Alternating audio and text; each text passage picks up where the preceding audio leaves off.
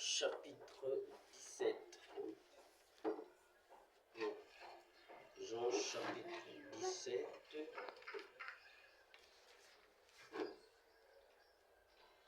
La Bible dit, après ces paroles, Jésus leva les yeux vers le ciel et dit, Père, l'heure est venue, révèle la gloire de ton Fils, afin que ton Fils aussi révèle ta gloire. Tu lui as donné pouvoir sur tout être humain,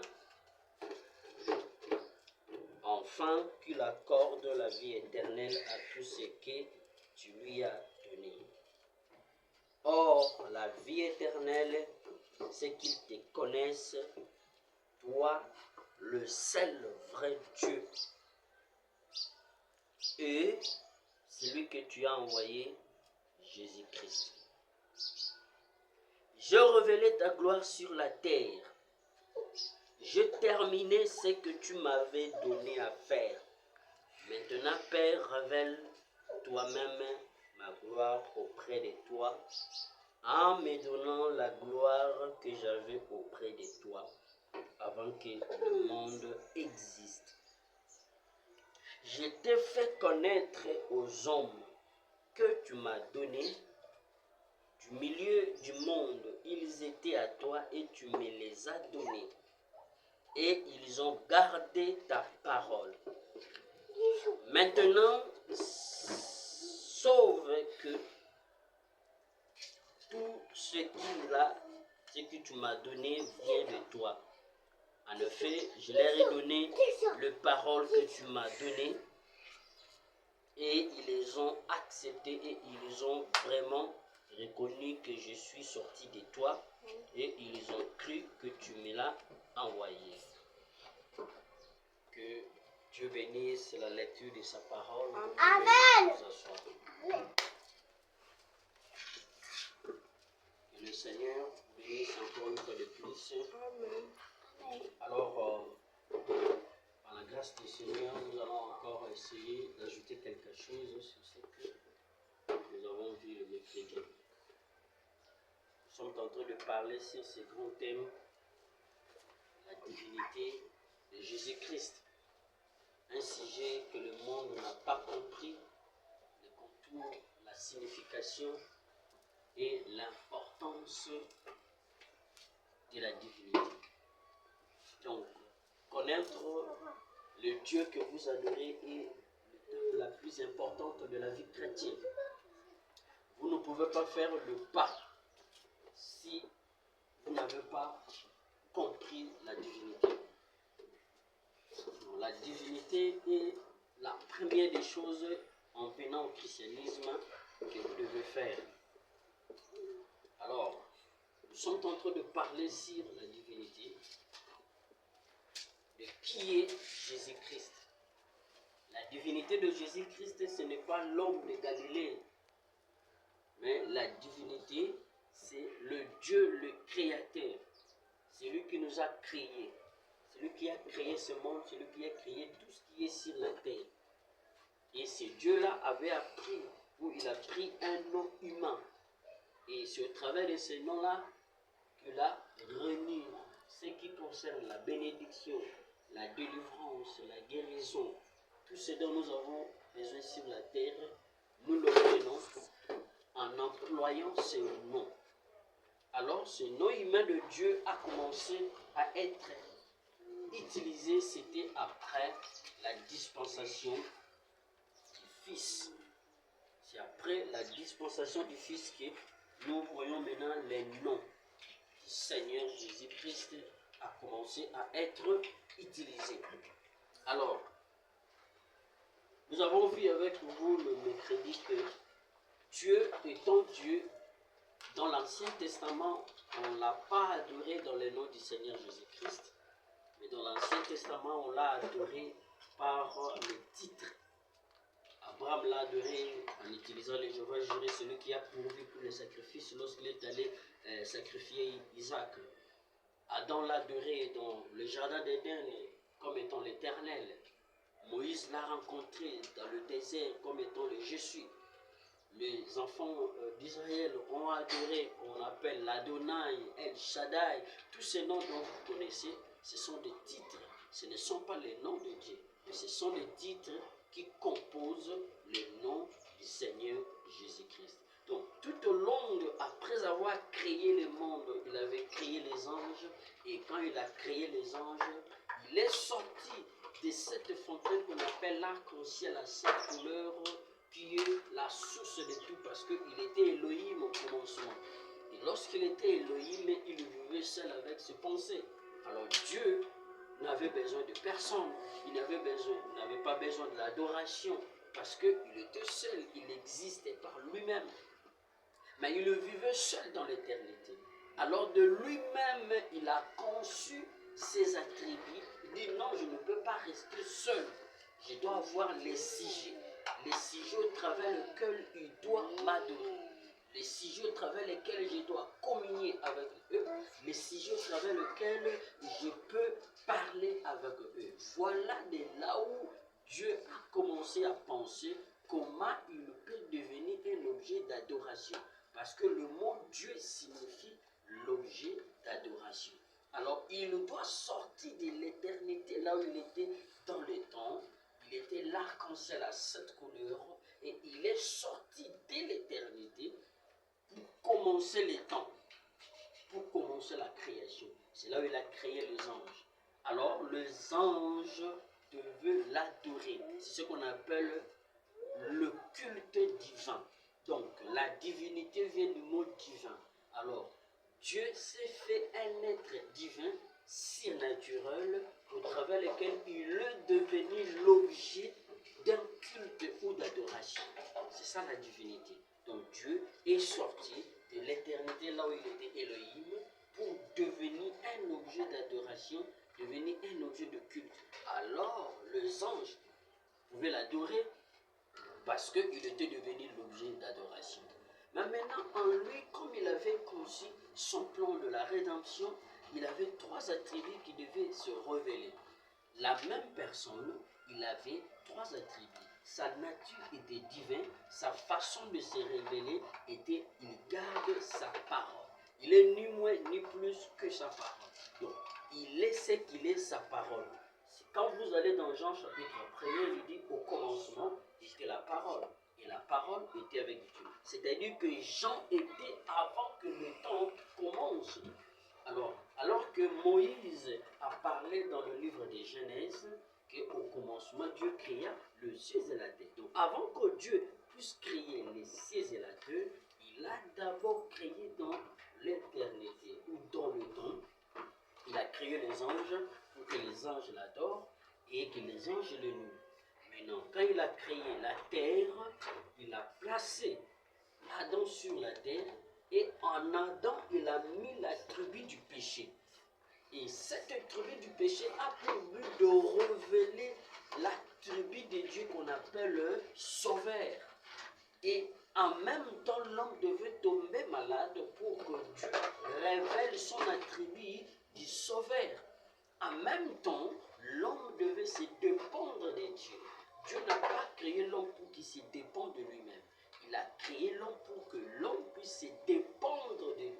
C'est pour cela que lorsque l'homme dépendra de lui, il est son roi. Et lui, l'homme, il est son sujet au travers lequel Dieu domine. Voilà ces 3 attributs, être le sauveur de l'homme, être son guérisseur et être son maître. Alors, étant un Dieu esprit, il ne pouvait pas exercer le tribut des sauveurs. Voilà la raison pour laquelle dans le désert, lorsque les enfants d'Israël étaient mordus par le serpent, Dieu a utilisé un objet au travers lequel il a projeté sa puissance pour que lorsque les enfants d'Israël pouvaient regarder cet objet, ils puissent être guéris. Mais Dieu voulait devenir un sauveur. Voilà pourquoi il a créé la tribu du Père qui a marché avec les enfants d'Israël dans le désert avec Abraham, tous ces gens, sous la loi, la grâce. Alors, dans la tribu du Père, il était celui qui est le plus puissant. Il Il était celui qui possède tout. Il était celui qui a créé toutes choses. Alors, comme il avait créé toutes choses, et pour manifester cet attribut de sauveur, alors il est venu dans la tribu du Fils ou la manifestation du Fils. La manifestation du Fils n'est pas différente de la manifestation du Père. C'est-à-dire c'est la même personne, cette fois-ci, il s'est rapproché de l'homme pour être son proche parent, pour être plus près de l'homme. Il est venu dans la dispensation du Fils qu'on appelle Jésus. C'est pour ça que Jésus, lorsqu'il est venu au monde, il a dit « Je suis venu au nom de mon Père ». Donc le nom de son Père était Jésus-Christ. C'est pour cela dans Jean chapitre 17, il dit « Je fais connaître ton nom aux hommes que tu m'as donné ». Donc la révélation aujourd'hui vient de Dieu. C'est Dieu qui donne la révélation aux humains. Ce n'est pas un être humain de lui-même. Même si vous gênez pendant 40 jours, vous n'aurez pas la révélation. Donc la révélation, Dieu lui donne souverainement à ses enfants qui sont sortis de lui. Parce que toute personne qui est sur la terre n'est pas enfant de Dieu. Ils sont des créatures de Dieu, bien sûr, mais ils ne sont pas des enfants de Dieu. Parce que Dieu est un metteur en scène. Il a créé toutes ces choses pour manifester sa gloire. Donc, la divinité est la première des choses qu'un chrétien véritable devait connaître. Parce que si vous n'avez pas la révélation sur la divinité de qui est Jésus-Christ, ça veut dire que vous êtes des personnes mortes. Donc, Dieu dans la dispensation du Fils, il vient dans le nom de Jésus. C'est pour cela lorsque Jésus posa la question aux disciples, qui dites-vous de moi, le Fils de l'homme? Les autres disent tu es le prophète, et les autres aussi. Il dit mais vous. Alors Pierre, comme il était sorti de Dieu, il a dit tu es le Christ, le Messie.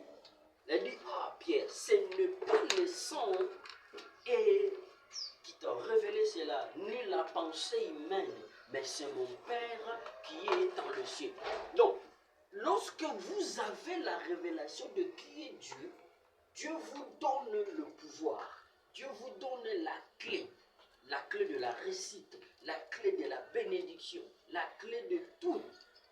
C'est lorsque vous avez la révélation de qui est Dieu dans votre vie. Alors, dans chaque période où Dieu se manifeste, il prend un corps, il prend une forme. Donc, la forme dont Dieu prend, la forme là n'est pas Dieu. Mais Dieu, il prend ses formes pour se révéler. Donc, la divinité, c'est que vous devez comprendre, la divinité n'a pas de forme. Dieu n'a pas une forme précise, mais il prend de forme au fur et à mesure qu'il se révèle. Donc, dans la dispensation du Père, il a utilisé la colonne de feu, il a utilisé ceci, la nuée de gloire, tout ça, c'est parce que ce sont des formes qu'il fait véhiculer sur la terre, mais ce n'est pas lui, mais Dieu est à l'intérieur. C'est comme ça que quand il est venu dans la dispensation du Fils, Jésus n'est pas le Père, mais le Père s'est révélé dans la personne de Jésus, c'est-à-dire le tabernacle que Dieu a choisi pour accomplir l'œuvre de la croix. Alors que lorsqu'il a pris le corps de Jésus, c'était en même temps pour accomplir les deux attributs du sauveur et du guérisseur. Donc par le sang qu'il verse, par ce blessure, que les gens devaient être guéris, et en acceptant l'œuvre de la croix pour abolir le péché. Alors il devient sauveur. Donc l'homme qui était dans l'esclavage, lorsque Adam a péché, délibérément comme Dieu l'avait mis, les hommes, tous qui sont nés après Adam, ils sont allés dans la prison de Satan. Il devient l'esclave. Donc l'homme, il fait le péché d'une manière délibérée parce que c'est Dieu qui l'a placé en lui. Quel que soit le degré de la sainteté, lorsqu'on est pécheur, alors cela amène les gens dans l'esclavagisme de Satan. Voilà lorsque Dieu ne peut qu'être sauveur lorsqu'il délivre les gens de l'esclavagisme à ce moment, il devient leur sauveur.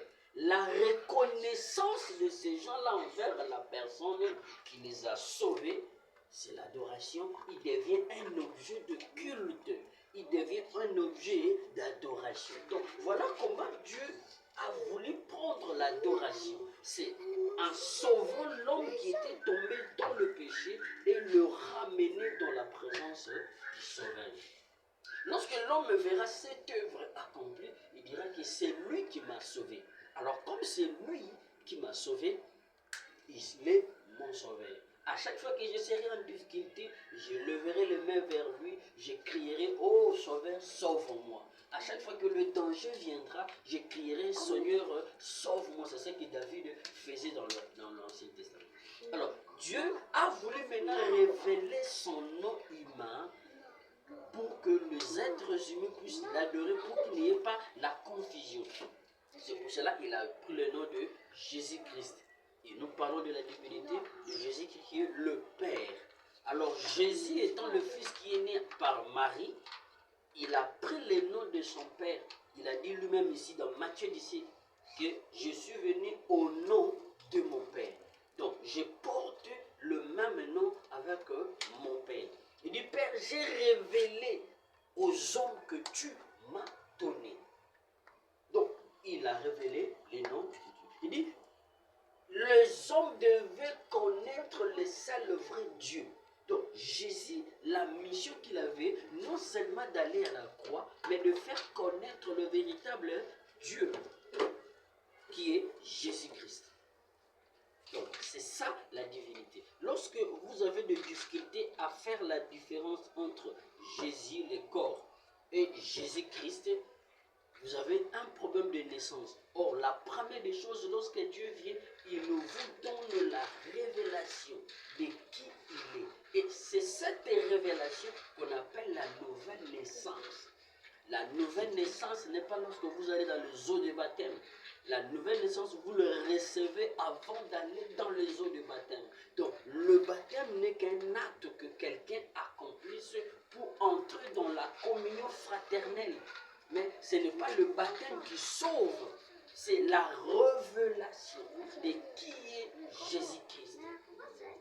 Donc, lorsque vous en faites la révélation de qui est Jésus-Christ, vous êtes sauvés dans votre génération.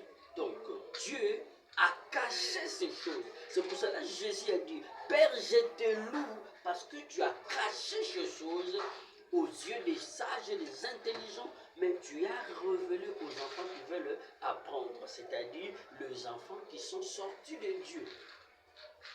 Donc, Jésus est venu révéler les noms de Dieu.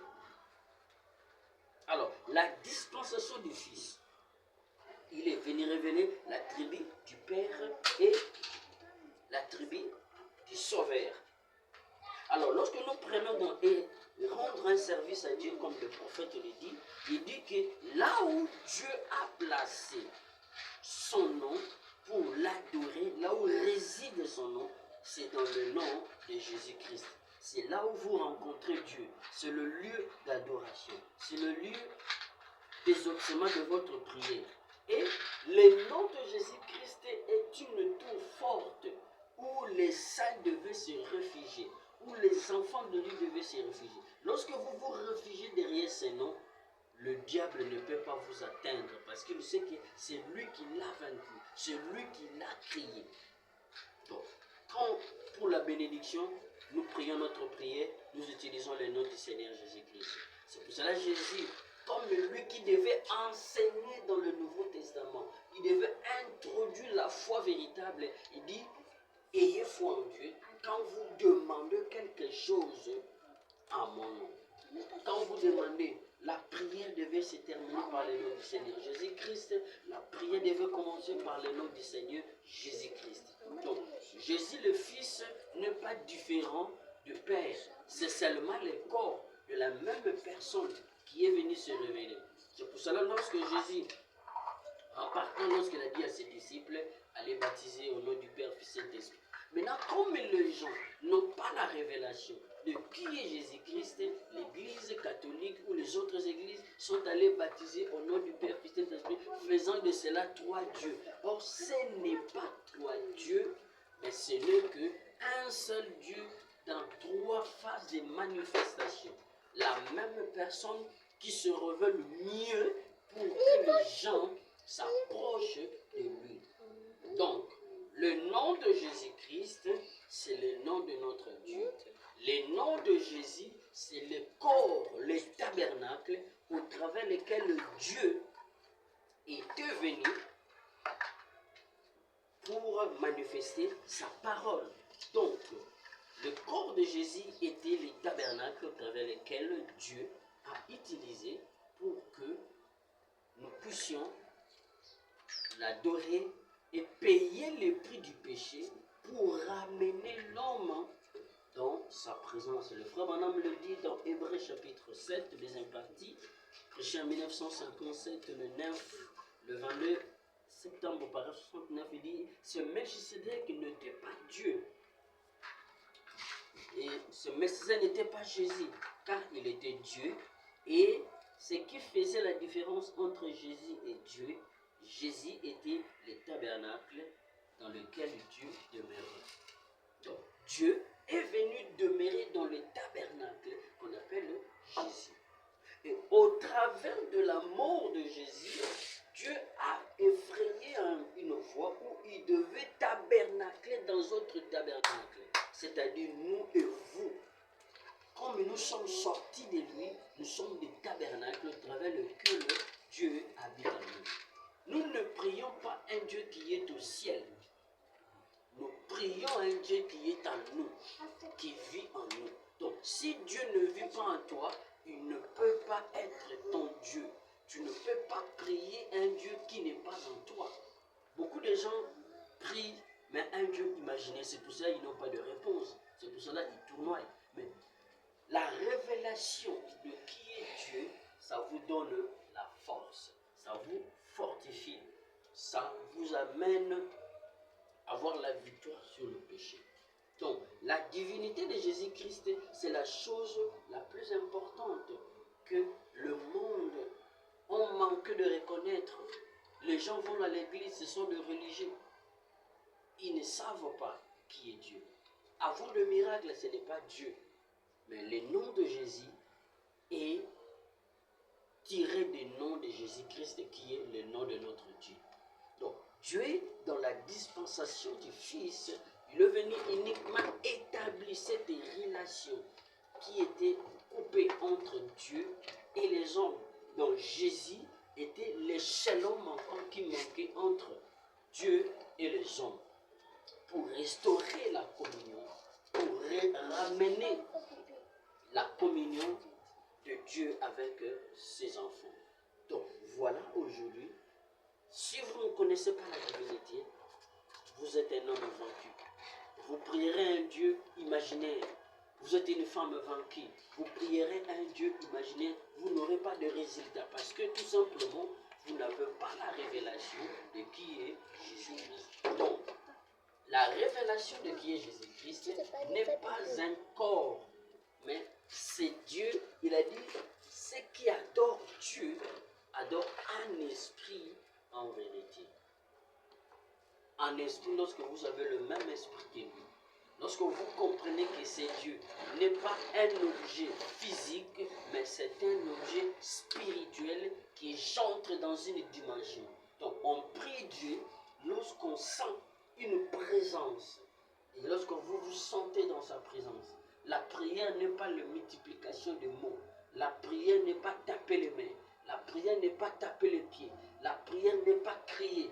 La prière n'est pas courir, comme les gens appellent le combat spirituel, comme les gens vont ici, l'intercession, tout ça. Ce n'est pas tout cela. Vous voyez, les gens sont séduits aujourd'hui parce qu'ils n'ont pas la véritable révélation. Lorsque vous avez la révélation de qui est Jésus-Christ, vous n'allez plus se perdre dans la bataille. Vous n'allez plus être incertain parce que c'est une pierre solide là où vous êtes assis. Jésus a dit, tu es pierre. Sur la révélation que tu as de comprendre, de voir un homme devant toi. Mais toi, tu ne vois pas un homme, mais tu vois Dieu. Donc, la révélation consiste, peu importe la forme que Dieu prend devant vous, mais c'est que vous devez regarder l'esprit qui est dans l'homme. Dieu, lorsqu'il agit, il agit toujours par ses caractéristiques. Il agit toujours par sa parole.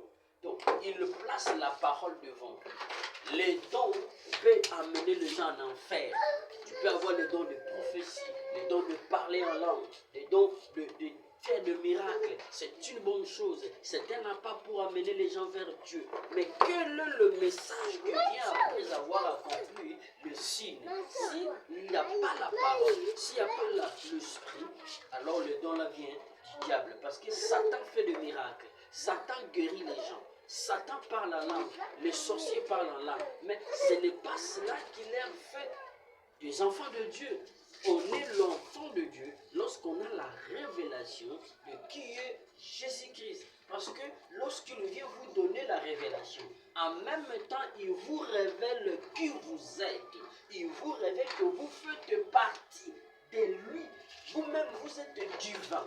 Parce que vous ne pouvez pas prier un Dieu qui est divin si vous n'êtes pas divin. Donc, la divinité n'est pas seulement Dieu, mais lorsque la divinité est reconnue, cela est reconnu dans le deux sens. L'homme qui s'approche de Dieu, la femme qui s'approche de Dieu, doit reconnaître la divinité qui est à lui. Donc, c'est comme quand vous prenez un aimant nature qui est les éléments qui sont comme lui. Donc, la divinité se révèle que dans les divinités. Donc, si vous êtes divin, Dieu se révèle en vous. Mais si vous n'êtes pas divin, il ne peut pas se révéler à vous. Il se révèle qu'à ses enfants. Voilà le Dieu qui est venu dans ces derniers jours. Voilà le Dieu qui était au commencement. Il est le même Dieu qui est venu en Jésus-Christ. Il est le même Dieu qui est aujourd'hui avec Branham. Donc, le Père, le Fils, le Saint-Esprit. Donc, c'est la même personne. Il n'y a pas trois dieux. Oh non, Dieu le Père, il est là-bas. Dieu le Fils, il est ici. Et Dieu le Saint-Esprit, il est là-bas. Donc, si vous avez le Dieu le Père, donc vous n'avez pas le Dieu le Fils, la divinité ne fonctionne pas comme ça. La divinité, c'est la même personne là qui commence ici. Il doit être la même personne ici. C'est pour cela, dans l'Apocalypse des gens, il dit, je suis le premier et le dernier. Je suis le commencement et la fin. Donc, si il n'est pas le premier, il ne sera pas la fin. S'il n'est pas le commencement, il ne sera pas la fin. Donc, Dieu, il est la même personne qui s'est tenue au commencement sur la plateforme lorsqu'il a commencé la création. Il est celui qui est venu dans le corps de Jésus pour payer le prix. Et il est celui qui est venu le jour de la Pentecôte comme étant le Saint-Esprit, la continuité du même Dieu. Et la finalité de cela, c'est pour avoir la communion avec ses enfants. C'est pour réveiller l'attention de ses enfants que vous êtes sortis de moi. Vous m'appartenez. Je suis à vous. La communion. Parce que la divinité ne reconnaît qu'une divinité. Donc si vous n'êtes pas divin, vous n'allez pas reconnaître qui est Dieu. Donc voilà la leçon de ce soir qui est nous devons connaître la divinité, de connaître qui est Dieu. Donc nous-mêmes nous sommes des tabernacles et des divinités exprimées. Donc Dieu vient s'exprimer au travers de ses enfants. Alors nous devenons des tabernacles exprimés. Nous devenons des divinités exprimées. Donc la divinité doit être exprimée dans les êtres humains. C'est le même Dieu qui a commencé là-bas. Il s'est déversé dans ses enfants. Lorsqu'il s'est déversé dans ses enfants, alors il devient des divinités. Donc, voilà l'importance de connaître la divinité de Jésus-Christ. Donc, le Seigneur Jésus-Christ, c'est lui qui a créé le monde, c'est lui qui était en Jésus et c'est lui qui est aujourd'hui. Et c'est lui qui marche avec l'Église et c'est lui qui fait la force de l'Église. Alors, connaître cela vous donne la supériorité sur le péché, même si des associés de votre famille n'auront pas l'effet sur vous parce qu'ils savent que vous êtes divin. Les diables dominent sur les gens lorsque les gens sont ignorants de leur identité. Le fait de reconnaître son identité vous donne la supériorité, la force sur le diable. Donc voilà pour ce soir, la leçon d'aujourd'hui, la dispensation du Fils. Il est venu se révéler dans le Fils pour révéler son attribut, pour manifester son attribut de sauveur et de guérisseur. Alors pour ce soir, nous nous arrêtons, nous allons continuer le dimanche. Que le Seigneur nous bénisse. Nous allons nous lever pour entrer